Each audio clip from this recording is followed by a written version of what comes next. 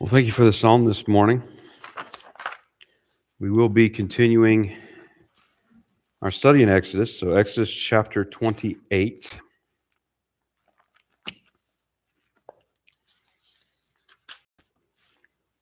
This is message number 35 in our series entitled The Tunic and the Turban, and we'll be looking at chapter 28. So I'm going to read verses 1 and 2 to get started. And take thou unto thee Aaron thy brother and his sons with him from among the children of Israel, that he may minister unto me in the priest's office, even Aaron, Nadab, and Abihu, Eleazar, and Ithamar, Aaron's sons. And thou shalt make holy garments for Aaron thy brother, for glory and for beauty. So chapter 27 followed up the instructions for the tabernacle with the instructions for the enclosure for the tabernacle. This is what formed the courtyard of the tabernacle. And this is where the altar was, where the wash basin was as well. And the fence and the wall of this enclosure around the tabernacle only further restricted access and separated that nation from God. Now, of course, it also anticipates the future time when God will truly dwell with Israel, but that time is not yet. Now, chapter 28 turns to the priests, and particularly in this chapter to the priests' garments. And the focus is on the garments of the high priest mostly, and some differences are seen with those of the other priests. But the garments were necessary for the priest to wear in order to serve in the tabernacle before God and not die. And we're not really given explanation of the why or how that he would not die by having these garments on, but simply this was the command of God for how he must appear before him. So in this chapter, we'll look at it in three main parts, verses 1 to 14 that describe the ephod, verses 15 to 30, the breastplate of judgment, and verses 31 to 43, the sort of the rest of the clothing for the high priest. So let's begin in the first part here with the ephod. Let's read verses 1 to 5. And take thou unto thee Aaron thy brother and his sons with him from among the children of Israel, that he may minister unto me in the priest's office, even Aaron, Nadab, and Abihu, Eleazar, and Ithamar, Aaron's sons. And thou shalt make holy garments for Aaron thy brother, for glory and for beauty. And thou shalt speak unto all that are wise-hearted, whom I have filled with the spirit of wisdom, that they may make Aaron's garments to consecrate him, that he may minister unto me in the priest's office. And these are the garments which they shall make: a breastplate, and an ephod, and a robe, and a broidered coat, a mitre, and a girdle. And they shall make holy garments for Aaron thy brother and his sons, that he may minister unto me in the priest's office. And they shall take gold, and blue, and purple, and scarlet, and fine linen. So Aaron and his sons were to be set apart from the nation of Israel. And obviously, they were a part of the nation of Israel. They were descendants of the tribe of Levi, just as Moses was as well. But they were set apart from Israel in order to be able to minister between God and the people in the office of the priests. Now, there were holy garments that are described, and we're going to see this word for holy. It makes a lot of appearances here in the next chapter as well. There were holy garments that were to be made for the priest. And again, holy has the idea of being separate, of being set apart, of being unlike. A lot of times we tend to think of holy or holiness in terms of moral goodness or moral rightness. But we can see the term holy can obviously be applied to objects as well as it can be to people. And it more has the idea of being set apart, separate. So these garments were holy garments. These were garments that were appointed for a very particular use and purpose, and were not to be put to any other use or purpose. Now, the word for glory, they were given for glory and for beauty. The word for glory, it is the word kavod, And the word for beauty as well sort of speaks of honor and splendor. And both of them are oftentimes associated with God, associated with Christ, and associated with the tabernacle and the temple. And so we see that in the office of the priest, they were to reflect the glory and beauty of God to the people. Now, the word for wisdom that is used here in verse number 3, it's the very common word in the Old Testament, and it's sort of an umbrella term, where when you look at the book of Proverbs, for instance, there are a number of related terms for wisdom that are used, and most of those terms have some different nuances of meaning that sort of fill out this picture of wisdom. And this word is one of the primary words. Again, it functions sort of like an umbrella term for wisdom, and it refers to skill. And what it's talking about in this particular application would be the skill of an artisan or the skill of a craftsman. If you've ever gone to, sometimes you may see art pieces in a museum or gallery. You may see different works at some sort of display, and sometimes we look at those things and we sort of marvel at them. How did someone make this? I think, well, there's no way I could make that. There's no way that I could do that. I don't even know how that would be done. Well, the artisan or the craftsman generally has knowledge and skill and expertise that has been sort of refined over time and expanded such that they know how to make something of that nature. And that really is the idea here. There were those that God had given the spirit of wisdom, and what that meant was that they had the knowledge and the skill and the expertise to know how to make these things God was requiring them to make. And so obviously that was not something that just anyone and everyone could do, but those that had been given that spirit of wisdom. Now, the garments themselves were made up of 6 pieces, and that's introduced here, and it's sort of explained as you go throughout the rest of the chapter. So let's look at the next part here, verses 6 to 14. And they shall make the ephod of gold, of blue, and of purple, of scarlet, and fine twined linen with cunning work. It shall have the 2 shoulder pieces thereof joined at the 2 edges thereof, so it shall be joined together. And the curious girdle of the ephod which is upon it shall be of the same, according to the work thereof, even of gold, of blue, and purple, and scarlet, and fine twined linen. And thou shalt take 2 onyx stones and grave on them the names of the children of Israel, 6 of their names on one stone, and the other 6 names on the rest of the rest on the other stone, according to their birth. With the work of an engraver in stone, like the engravings of a signet, shalt thou engrave the 2 stones with the names of the children of Israel. Thou shalt make them to be set in ouches of gold. Thou shalt put the 2 stones upon the shoulders of the ephod for stones of memorial unto the children of Israel. And Aaron shall bear their names before the Lord upon his 2 shoulders for a memorial. And thou shalt make ouches of gold, and 2 chains of pure gold at the ends of wreathen work shalt thou make them, and fasten the wreathen chains to the ouches. So we're not exactly certain what this ephod looked like, and we just read this description of it. It was made in 2 pieces, so it sort of puts us in mind of maybe sort of like an apron or something of that nature. It had a front and it had a back, and it was an outer garment, and it was attached at the shoulders. The 2 pieces were attached at the shoulders with gold chains and these settings that contained these onyx stones, one on each shoulder. And on those stones, we're told, were the names of the tribes of Israel inscribed.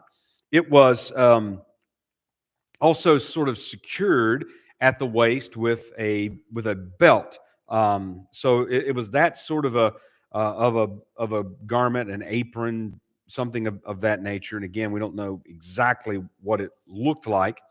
But those stones were obviously significant, and each one was inscribed with 6 of the tribes of Israel in their birth order. And this was said to be for a memorial, that Israel would be continually brought before God by the priest serving before him, the priest even wearing the names of the tribes of Israel on his garments.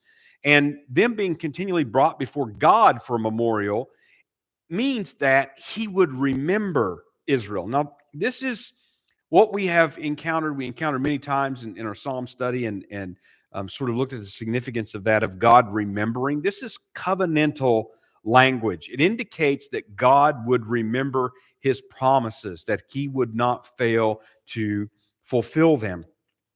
So, in that sense, then we can see that the priests in particular were representing the nation of Israel to God and were serving before him sort of as a continual reminder of Israel as his nation and his promises to Abraham, Isaac, and Jacob.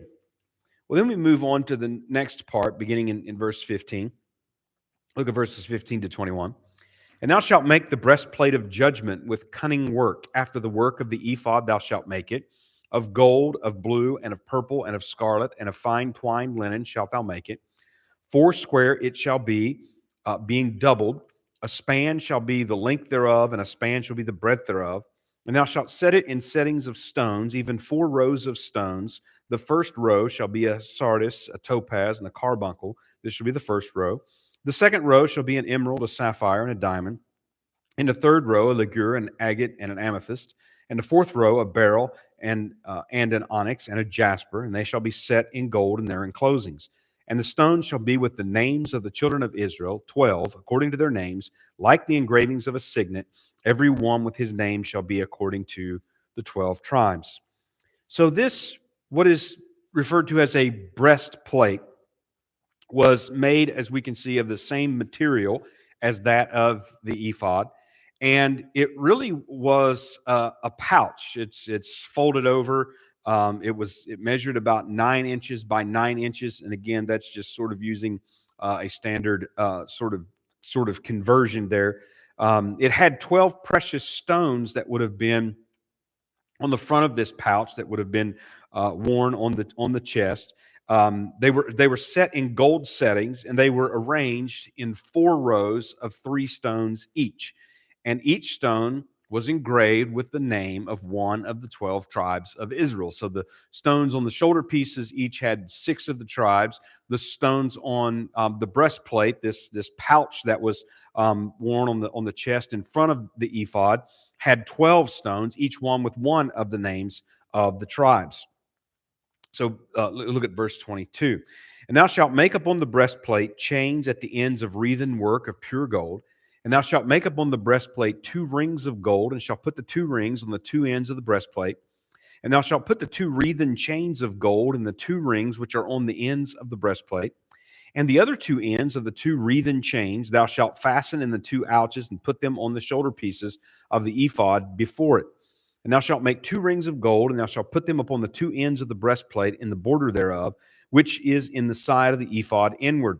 And 2 other rings of gold thou shalt make, and shalt put them on the 2 sides of the ephod underneath, toward the forepart thereof, over against the other coupling thereof, above the curious girdle of the ephod.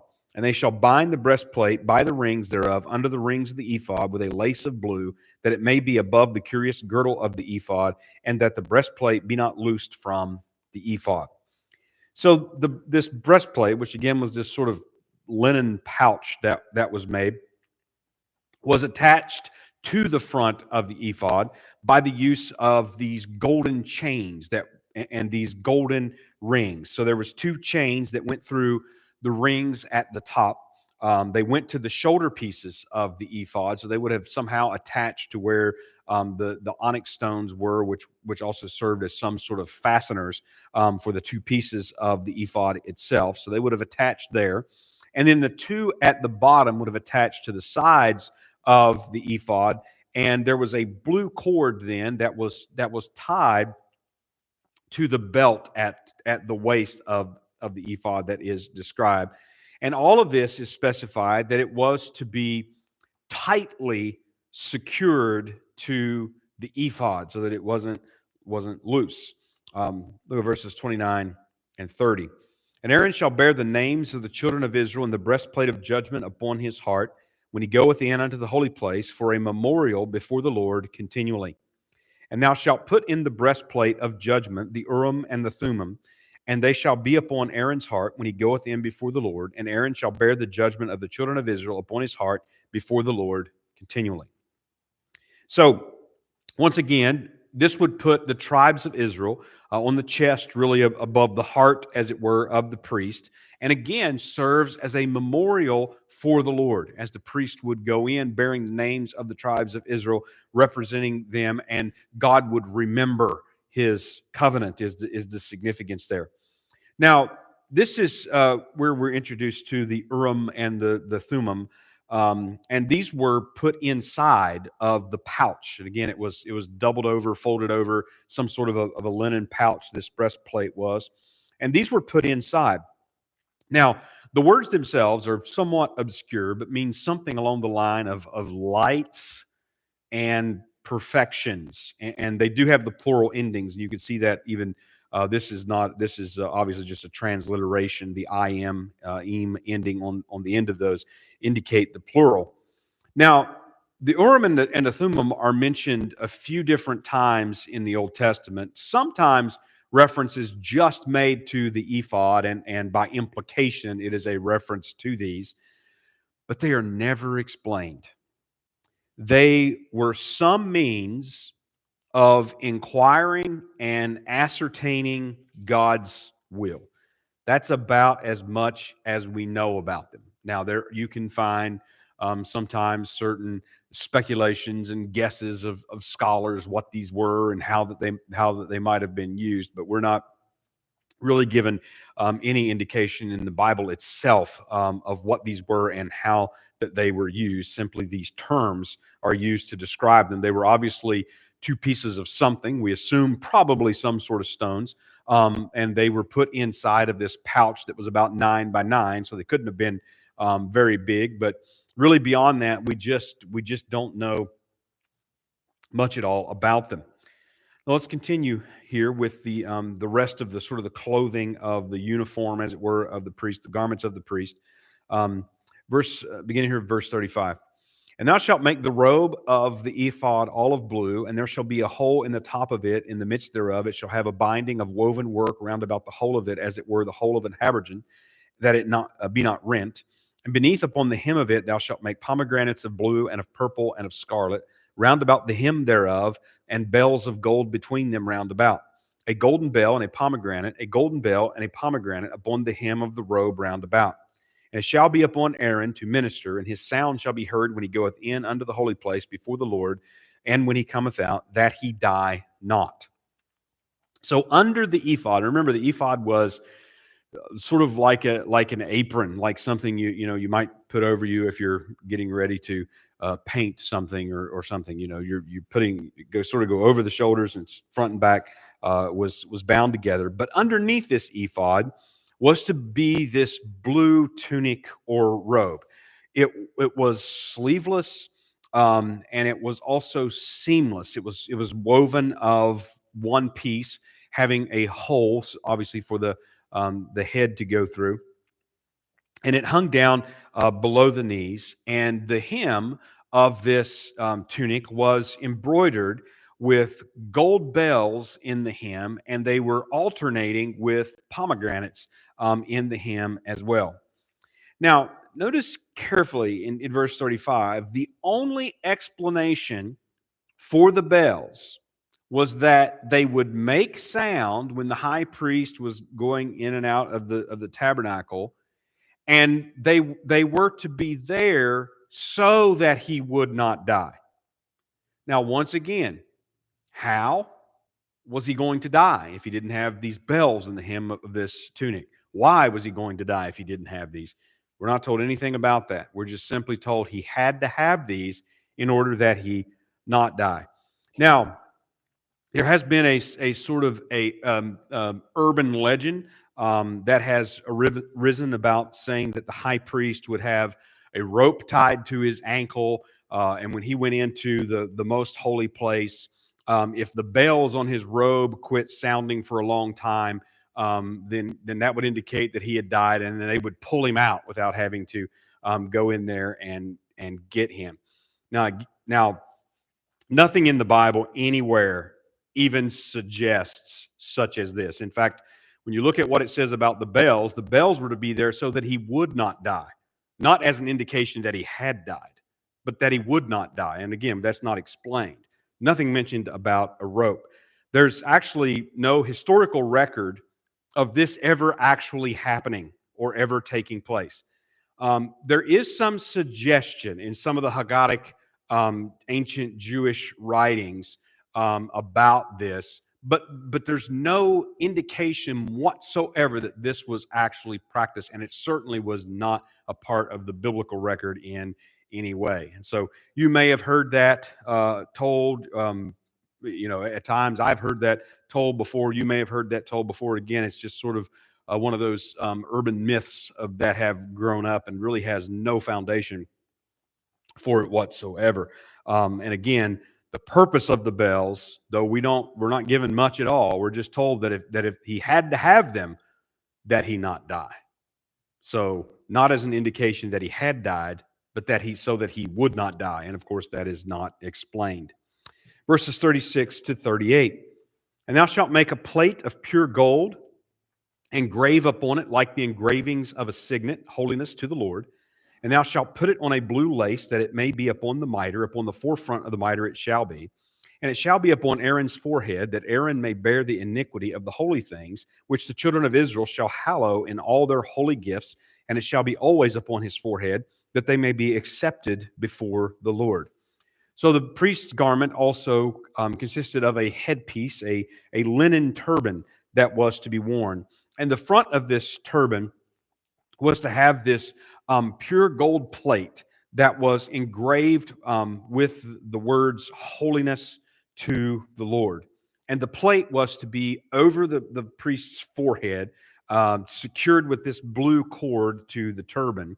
And the turban was actually, with this plate, was actually referred to in the next chapter.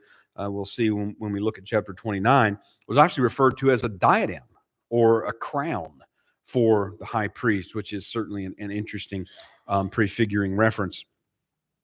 Now, the last part of the chapter, beginning with verse 39, and thou shalt embroider the coat of fine linen, and thou shalt make the mitre of fine linen, and thou shalt make the girdle of needlework. And for Aaron's sons thou shalt make coats, and thou shalt make for them girdles, and bonnets shalt thou make for them, for glory and for beauty. And thou shalt put them upon Aaron thy brother, and his sons with him, and shalt anoint them, and consecrate them, and sanctify them, that they may minister unto me in the priest's office. And thou shalt make them linen breeches to cover their nakedness from the loins even unto the thighs they shall reach. And they shall be upon Aaron and upon his sons when they come in unto the tabernacle, the congregation, or when they come near unto the altar to minister in the holy place, that they bear not iniquity and die. It shall be a statute forever unto him and his seed after him. So then we get the description. There was a long white robe that would go beneath the blue tunic that was beneath the ephod. And we get the description of this sash, this belt, this girdle, whatever that it's called. It's a wide belt that would have been tied around the waist, and it would have hung down at the ends. And that they were also to make these linen undergarments that were to be worn beneath all of it. And then we see how that the priesthood was established with a biological lineage to the family of Aaron. And failure to observe these laws, these commandments for the priests meant death. It meant they were guilty. If they didn't do all of these things, they didn't have all of these things, they bore guilt before the Lord. Further reinforcing that even though Aaron and his line were chosen to this service, they didn't volunteer to this service. Moses didn't go out and look out among Israel and pick out some that he thought would be a particularly holy line of family in order to perform this service. God said, take Aaron and his sons. And then he says that there's his sons after him, and so on. So the Aaronic priesthood was established here through the old covenant. And even though they were chosen, this indication at the end that if they don't do all of these things in order to go into the holy place, if they don't do all of these things, they would bear their iniquity and die. Which means what? They're not holy of themselves. All of these garments and all of these procedures, and we'll see their anointing and sort of ordination, as it were, in the next chapter. But even though they were chosen, they were not of themselves holy. They had to be consecrated to this work. Now, so when we look at this chapter that details these priestly garments that were necessary to serve between God and his nation in the tabernacle. And again, we're given quite a bit of description, but we don't know for certain what exactly all of this would have looked like when it was made. But from the very start, I mean, you could go back to verses 2 to 4. From the very start, there are two particular reasons that are given for all the accoutrements of the priesthood. And they were, first of all, for glory and beauty. So this is reflective of the glory and beauty of God. Again, we're not told exactly how, but in the making of them and the wearing of them and the use of these things, they were to reflect the glory and beauty of God to the people. And the second reason was for consecration. In other words, these were things that were to set the priests apart from the people and to dedicate them fully to the priestly service rather than normal occupations and such among the rest of the children of Israel. And when we think about these garments, there are at least two very important prefigurings, foreshadowings in these garments. First of all, the materials of the garments, when you read through that, it sounds familiar because it's essentially the same material that the curtains inside the tabernacle were made from, that the veil was made from inside the tabernacle. So the main difference would be certainly there was no cherubims in the priestly garments, and there were these golden threads that were in the priestly garments that were not in the curtains of the tabernacle. But in this way, the priests became something of a human tabernacle, something of a tabernacle walking and moving about, revealing the glory and beauty of God among the people. This is an obvious prefiguring of Christ, who would conceal the glory and beauty of God and tabernacle among men. So these garments were special, and these garments were consecrated. The Old Covenant law made very clear that the priests were all sinners, and they had to offer sacrifices for themselves in order to serve as priests. So what is putting this all together, what does it tell us? The priests were flesh wrapped in holiness, prefiguring Christ, the better high priest, who was holiness wrapped in flesh. A great difference, and why he is a better priest, and there's a better priesthood under the new covenant. All right, we'll stop here for this morning, and we'll close with a hymn.